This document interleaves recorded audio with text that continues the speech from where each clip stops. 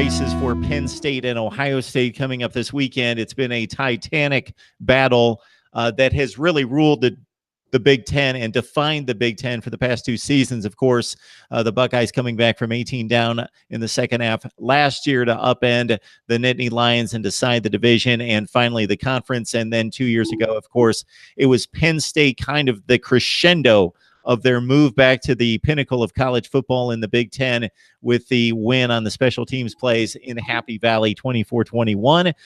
We bring in one of our longtime guests here, Tim Aidan from Black Shoe Diaries on the SB Nation platform for Penn State football. Tim, how you doing tonight? Doing good, Mark. How are you? I'm doing just fine. Great to see you. Likewise. Tim, this has to be a difficult week just in regards to there's so much buildup and so much hype, and it's Wednesday night, and you probably just can't wait for the game to just get here. Well, precisely. I'm already thinking about how this time tomorrow night I'll be driving up to Happy Valley, getting up there about a day early. But the game, obviously, I think ever since the final seconds ticked off the clock in Champaign, Illinois last Friday night, this game has been on the minds of everyone. Although I would argue, I think for us fans, we were thinking about this game probably 2 weeks ago. But for the players, for Coach Franklin especially, as you know, he likes to tweet out the opponent's name about 50 times at the beginning of the week to emphasize, we're only focused on the opponent that's coming up. So this week it is about Ohio State, Ohio State, Ohio State, Ohio State, Ohio State for him and the players. As far as, the matchup's concerned, this is a battle between the top two scoring offenses in college football right now. And I kid you not, if you think I am pulling your chain, you can look it up. The number one and number two scoring offenses are facing off in State College Saturday night. So that's something in all my years of watching Penn State football, I can't recall a matchup of two titanic offenses like that. So one would naturally expect, especially considering how shaky the defenses have been, particularly on the Penn State side.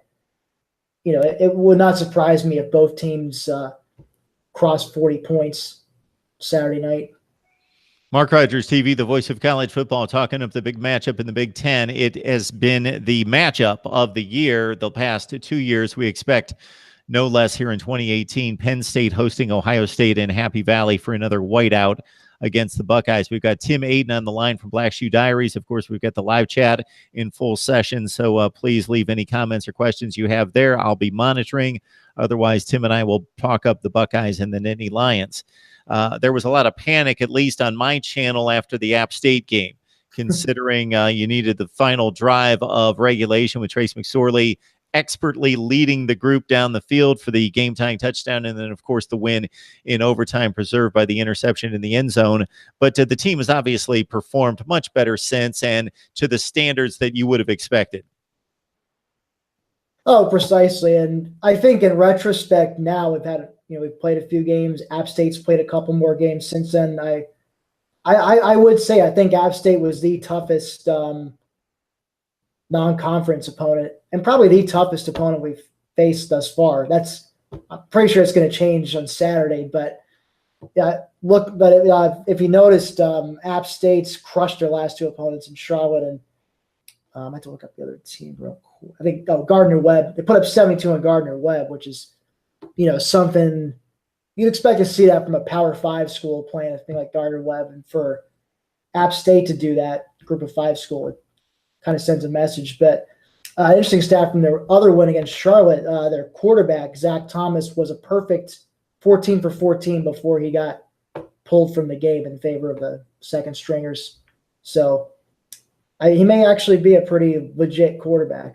It may not just be Penn State's got problems in the secondary, which they kind of do, but beside the point.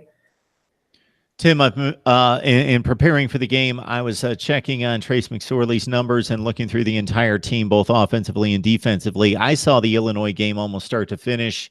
I saw App State last couple drives in overtime because of what was happening right then in college football, obviously, with other games seemingly being more important. Than suddenly, wow, Penn State's in a struggle. Had to check out the end of that game. And that's what I've seen out of the Nittany Lions. But I was a bit surprised to see 54% next to Trace McSorley's passing stats because the offense has been so prolific. Has there been an adjustment in the passing game minus Deshaun Hamilton and Mike Gesicki? I think a lot, and I think that stat is due in a large part to cases of the drops from normally reliable receivers like Juwan Johnson and DeAndre Tompkins earlier. The first couple of games. Since then, both of them have started to get on the right track as far as actually holding on to the ball. Juwan Johnson, most notably, last week against Illinois, came up with a very clutch touchdown grab in the fourth quarter when Penn State was still clinging to a 28-24 lead. I think they had just gotten penalized after Trace McSorley supposedly caught a touchdown on a trick play, but they called it back because of illegal formation. I think it's a legal formation penalty. So they called it back. It's 3rd and long, and Trace just fires a nice dart to the end zone. Juwan Johnson grabs it between a couple defenders. So I think he was a leading receiver, actually. 4 catches, 51 yards, and that touchdown. So, he had definitely stepped it up in a manner that we were hoping he would starting from game 1, but better late than never. Tompkins, of course, got it going against Kent State, caught a touchdown there. But yeah, in a way, you could say they do miss having a guy like Deshaun, who is a very sure-handed person that you could rely on. And of course, having a tall target like Mike Gesicki certainly helps you in the red zone. Although I say now they've traded in exchange for Gesicki's catching abilities. They've actually traded that for tight ends that are actually good in the blocking aspect of the game. That was the one big knock on Gesicki. He was not a very good blocker. But a couple guys in Jonathan Holland and Pat Freiermuth. Freiermuth, shout out to him. He had his first career touchdown grab against Illinois as well in the early going, and he actually he was wide open at the 5-yard, caught it, and almost lost his footing going into the end zone. He fell and barely got in, but because he was so excited, he saw nothing but open space. But so there's definitely young guys that are finding their way, and it's also just a matter of the more veteran receivers who got off to a slow start, and now they're starting to, I think, hit their stride. But that has affected Trace's numbers in a way. I think if they were able to catch earlier in the year, I think his numbers would be probably in the 60s at least. And I'll back up your shout out to Freiermuth because he actually joined us here at Mark Rogers TV, the voice of college football, while he was still in the recruiting process. So we appreciate the conversation there. So yeah, you folks that follow Penn State football, you can look back at yesteryear before the decision was made and look up one of the videos. Also, of course, to get yourself primed and ready from a Penn State perspective on the Buckeyes and the Nittany Lions, you go to Black Shoe Diaries on the SB Nation platform for Penn State and join Tim and the rest of the crew there. As I'm sure that you guys have talked to the Ohio State clan as well to get that half of the matchup and set up that side of it as well. Yeah, so I mean, I haven't talked too much to Ohio State folks, but I guess that you bring it up, I do have an interesting story to tell. It's sort of off topic, but not really because it does involve this game. I was, since Penn State was played on Friday night, I had Saturday free. So, like any responsible adult, I went and did grocery shopping at my local Wegmans, and passing by, like not just Wegmans, but any store, they have the people passing out samples and stuff. So, this guy I'm passing by offers me a chicken cacciatore sample. So, of course, I take it. And it was delicious. And then he sees I happened to be wearing a Penn State shirt that day, and so he sees it. He asks, "Did you go to Penn State?" And I said, "Yes," because I'm an Ohio State alum. And so then we just get into talking about the game.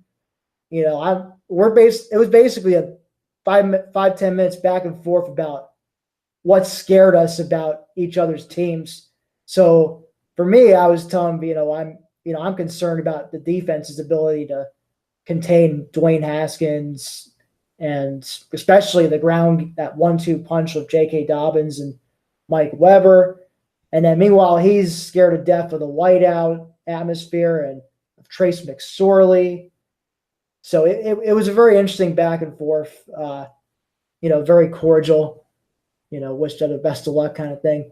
But so that's my main interaction with Buckeye fans this week. I know on Black Shoe Diaries we have someone who does cross blog interviews, so that should be going up probably tomorrow, I would think.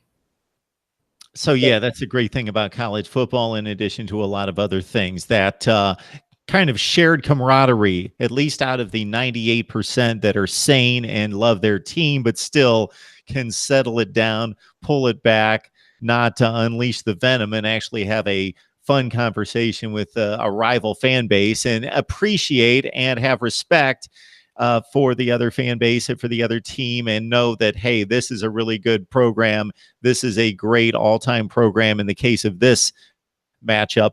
And, this is going to be fun, regardless of how it turns out. Most likely, this is going to be another great football matchup.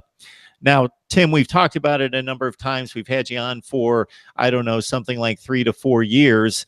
And at the time, we kind of knew it and saw it. But even in the aftermath of that game in 2016, it's played out. Now, if James Franklin sticks around for 10, I don't know, 15 plus years, that might turn out to be the watershed moment for this program, because it certainly looks like it right now.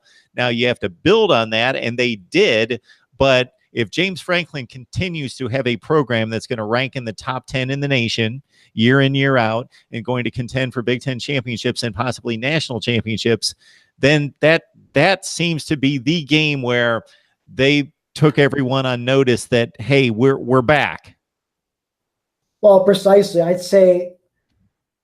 wouldn't say it was the first sign, but it was definitely the 2016 game as Ohio State was definitely the moment where Penn State announced to the college world, like, hey, we're back. And, it was nice to see them finally get back in the top 25 after that win, get back in the national conversation. Because for many years before that, they were talked about, but they were just kind of like an afterthought. You just kind of mentioned them in passing, unless it was something, scandal related. So that was the first time where people were really talking about them, as a legit program, like being amongst the big dogs in college football again on the field success. So, and of course, Franklin's won something like 22-5 overall since that game. So, I mean, that you could say that was a big turning point. I mean, I'd say the first turning point was the Minnesota game a few weeks before that, when they were trailing 13-3 at the half. And then Trace froze this. He escapes the pocket, and then throws a dart to Irvin Charles, who doesn't even really see it coming, but just kind of looks at the last minute behind him and catches the ball, and then races to the end zone. And they eventually win in overtime. But that Ohio State game was the second spark, and probably the biggest spark of all.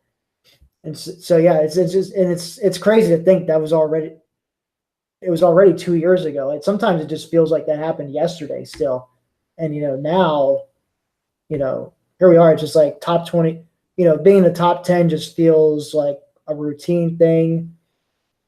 I'd say it feels like, I do feel like I've been following the team since I was about 7-8 years old, early 90s. And I'd say I feel like a kid again, watching the team in the 90s, where you routinely expect them to win, 9-10 games a year. It is a good feeling. But like you said, I think the next step, that's also a very hard step to take, is to be able to take out, Ohio State on a I shouldn't say every, like on a more routine basis. Because if you're going to win get to the playoffs, you win national championships. I feel that the road right now runs through Columbus, Ohio. It certainly has. Losing 8 games in 7 years is pretty much the landmark of a program that's pretty much dominated the Big Ten since Urban Meyer showed up, and the 1 or 2 losses that he's had at particular times in conference play is basically taken his team out of the college football playoff. So that's how razor close it's been to Ohio State absolutely just going to the college football playoff every year. It's taken the Penn State play, which obviously still ushered the Buckeyes, despite that situation, into the college football playoff. Although Penn State won the Big Ten, I'm thinking of the Michigan State loss the year before, in which Ohio State still finished in the top 4 in the nation when it was all said and done, but missed the playoff there. As you mentioned, you talked about going to the grocery store over the weekend and having that conversation with an Ohio State fan with your Penn State shirt on. For being neutral here, Tim, you see this shirt. It lines up pretty closely. It's on the mark, I would say, in regards to color scheme. I say it's got a bluish tint. Bluish tint. This looks Penn State blue.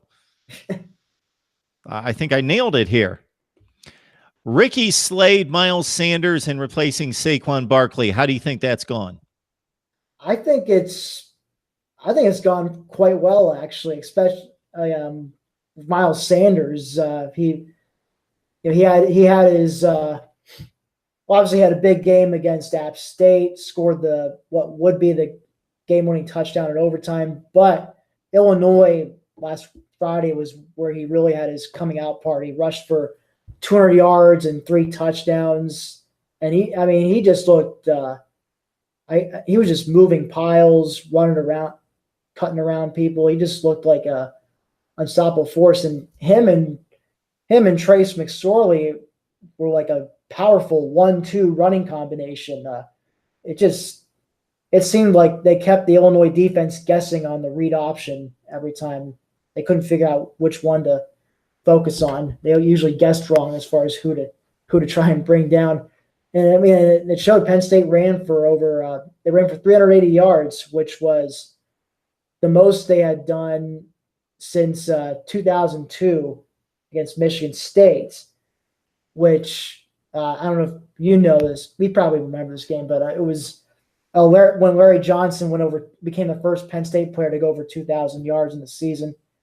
So that was the game where he did that. And actually, Sanders' performance, 200 yards and 3 touchdowns, he's the first Penn State running back since LJ in that same game to put up those to go 200 yards and score 3 touchdowns in a game. And I think Curtis Enos and Kajana Carter were the other 2 backs who've done it in the last 25 years. Yes, so Penn State running back lore is quite impressive. And Larry Johnson, of course, during that early 2000s period for that 2002 team. And I'm trying to think who won the Heisman Trophy. Carson Palmer of USC. I would love to go back and look at the numbers because Larry Johnson, as you mentioned, it's not like Carson Palmer led a national championship team at USC. They had a good team. They went to the Orange Bowl. They won, so they had a top 6 or 7 team in the nation. But Penn State, sure, they lost a couple more games, but it wasn't like Larry Johnson lost a Heisman to a national championship winning quarterback. So I would love to go back and check out those numbers because, of course, as you mentioned, Larry Johnson was just racking up ridiculous amounts of yardage that particular season that ended with a loss to Auburn in the Capital One Bowl, if I remember correctly, like 13-9. Yep, to Auburn. Yes. All right, we got Tim Aidan on the line talking Penn State football with the Nittany Lions in the big showdown against the Buckeyes of Ohio State. And unless something else happens drastic in this season, this would appear to be, and there are going to be other huge games involving, of course, Michigan and Michigan State and these 2 teams, but this would feel to be the one that's going to set the tone for everything else we're going to see. These are the 2 best teams in the conference as it stands right now. You talked about the defensive play or lack thereof. On the Ohio State side, certainly they have one of the top 5 most talented defenses in the country. They've had their slip-ups. TCU made them look bad for the most part for about 3 quarters until they really kicked it into gear and disrupted the plays in the backfield and kind of willed their way to a win, and much of that was on defense.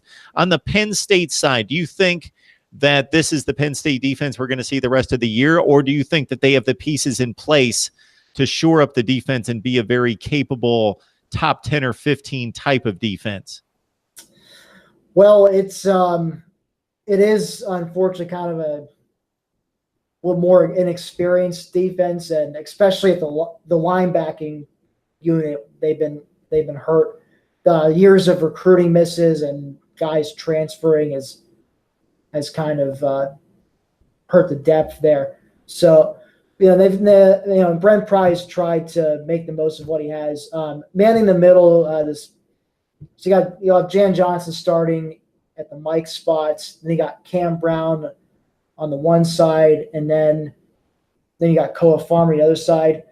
Brown is probably the most athletic at starting group, but he does have issues sometimes with being out of position. That's also been issues with the other 2 backers at times. There's also a couple freshman studs, Micah Parsons, who rocks LeVar Arrington's old number 11 jersey. Him and Jesse Lucchetta, both true freshmen, have seen their share of action. Parsons, you just see it on the field. He just has such great athleticism, but just like he also has problems with being out of position on certain, which has led to, teams being able to pick up big yardage on the ground. Teams that maybe they otherwise should be able to stop, but they have found themselves with trouble stopping the run, at least in the first half of games. You saw it against Pitt. You saw it again against Illinois. They have, to their credit, been able to adjust in the second half and eventually get some stops. The D-line, you got Yetur Gross-Matos and Sharif Miller, especially, who's probably the best guy in that, leading that unit right now. He picked up a couple of Robert Windsor picked up a sack against Illinois. Miller picked up a couple against Kent State the other week.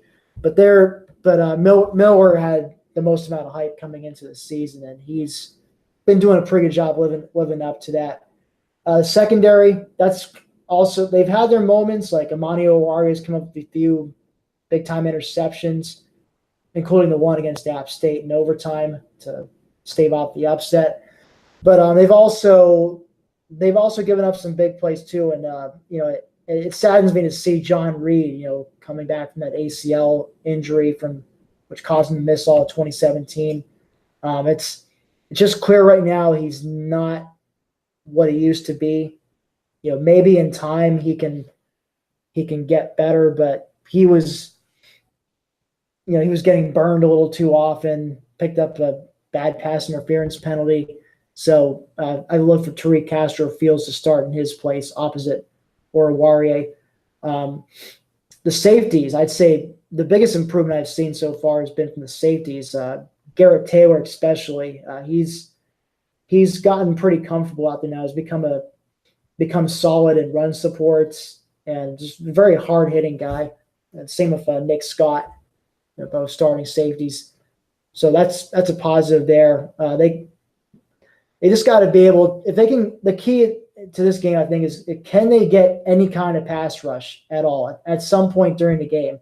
Because especially in the second half, when they're clinging to a small lead, can they get enough pressure on Dwayne Haskins and force him to actually try and beat them with his feet?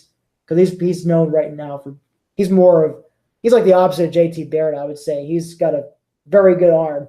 Not the fastest guy, but very good arm. Whereas Barrett was more of a runner type. So the key is, can they pressure Haskins? Can they contain Dobbins and Weber enough where they're not running wild on everybody? If they can do that, they've got a chance.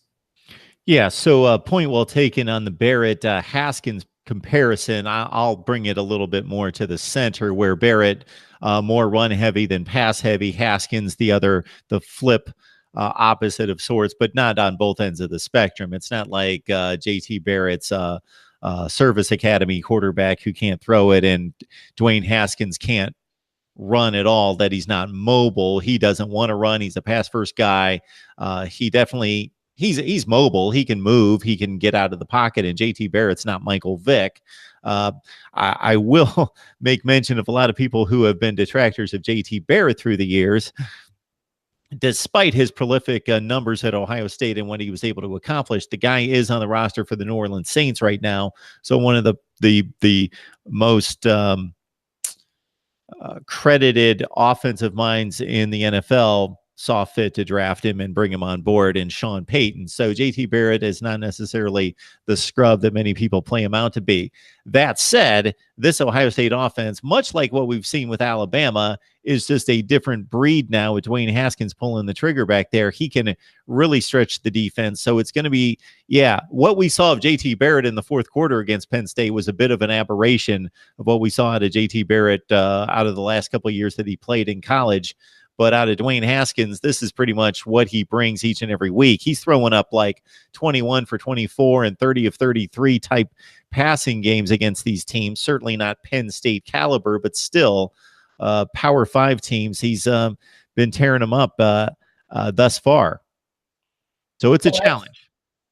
Absolutely. I mean, every time we were watching the other team's quarterbacks get big pass plays on us, especially in the first half, me and my Black Shoe Diaries colleagues in our Slack channel kept saying, if we play like this against Ohio State, Haskins is going to have a field day against us.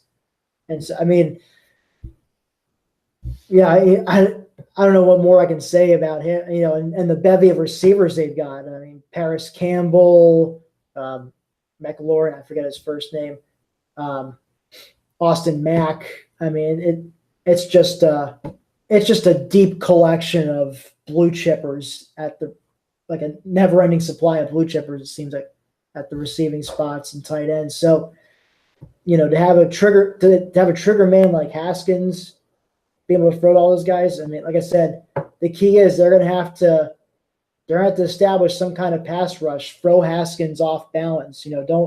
Don't let him get comfortable in that pocket. All right, folks in the live chat, please trash talk about college football, not any personal attacks there. So I don't want to have to monitor the live chat and kick people out, but I'm hearing about a number of comments going back and forth that would not be. Take Tim's story from earlier in the segment here. He gets together with an Ohio State fan at a grocery store. And are they picking a fight? Are they, sticking their thumbs in each other's chests and getting into it? No. And does Tim like Ohio State? Hell no, he doesn't like Ohio State. And this other guy doesn't like Penn State, but they can still have a nice conversation and appreciate what we have here talking college football. It's a great thing. And if you don't have the other team, see, here's the deal. You can't play. See, if you don't have another team to play, they're kind of integral to the entire sport here, because otherwise, if you just have the good guys, then you don't have any bad guys to play against. So that kind of is what makes it fun. So please just be respectful of people in the live chat. Tim Aidan, you got to join him and the rest of the crew there at Black Shoe Diaries on the SB Nation platform for Penn State football as the Nittany Lions try to take a huge step toward winning the Big Ten championship. I saw some numbers that seemed rather obvious to me, Tim, that let's wrap our minds around this, that if Penn State wins, they will increase their chances to get to the college football playoff. And if Ohio State loses, it will decrease their chances to get to the college football playoff. Inversely, if Ohio State wins, they will increase their chances to get to the playoff and decrease Penn State's chances. So I saw this over and over on Sunday and Monday, and I thought, who are they taking us for? We understand. Yeah, the team that wins will have a better chance of making the playoffs, and the team that loses will decrease their chances of making the playoffs. You don't have to beat this into our heads. We get how the program works here. All right, Tim, we appreciate it. We hope you enjoy the game. Have a safe trip up to Happy Valley. Enjoy the whiteout. The game, the atmosphere is unlike any other. Urban Meyer called it one of the top 5 in college football this week, and certainly he has had to experience the wrath of the whiteout, and it's been a tremendous game here the last few years. Thanks for having me.